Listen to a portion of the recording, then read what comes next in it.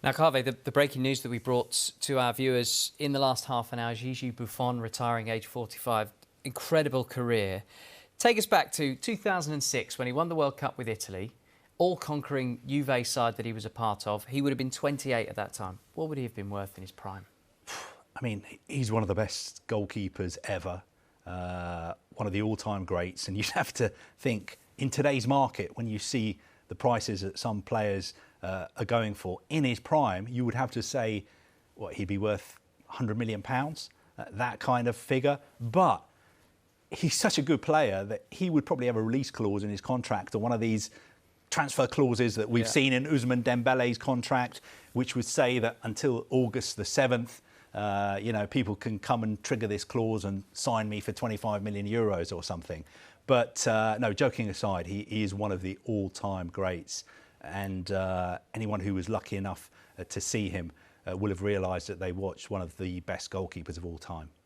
He certainly was. He certainly was one of my favourites in his career. Let's bring you a bit more reaction to Buffon's retirement. Kaveh, for now, thank you. The 2006 World Cup winner who won 19 major trophies in his career. He's finally called time on it after spending last season at his boyhood club Parma. So Buffon won the Coppa Italia, the UEFA Cup in 1999.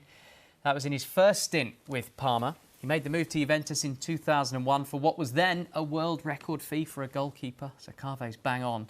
Buffon enjoyed huge success with Juve, securing the Serie A trophy on 10 occasions across 2 stints. Between those spells, he had a season at Paris Saint-Germain, where he won another title. And speaking to the Parma website today, Buffon says 28 years of a career seems to me an incredible result, almost unthinkable, above all, for the continuity of performance demonstrated in almost 3 decades. In my opinion, this is the aspect that most determines the value of a sports career, and in this case, mine. He says he put so much passion, dedication, enthusiasm and joy into it that looking back, I can say those years really flew by. I also want to thank Parma and its people because they really made me feel so loved, even in these 2 years. He's a modern-day Dino Zoff, isn't he, playing deep into his 40s? Well, his former club, Juventus, have written an emotional love letter to him.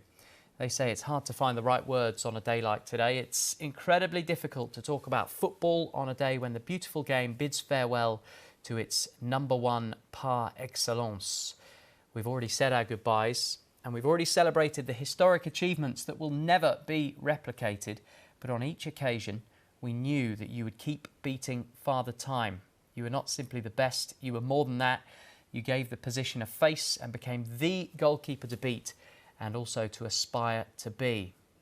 You showcase consistency, they say, and reliability of a champion whose smile could wipe away any fear and fill the supporters and your teammates with the feeling that you were truly unbreakable. You gave us reason to dream and made those dreams come true. Juventus go on to say today marks the end of an era. We're deeply honoured to have lived through it. We are part of your story and you are part of ours. And they finish by saying, thank you, Gigi. So what about his latest club? He started and finished at Parma, and their president, Karl Kraus, says throughout his illustrious career, which is unparalleled, Gigi has demonstrated skill, relentless determination and unwavering passion on and off the pitch. Parma Calcio sends its heartfelt congratulations to a true champion and friend.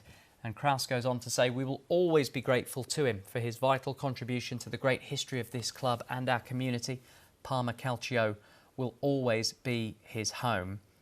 And that's been followed up by the club's official Twitter account. Simple tweet, thank you for everything.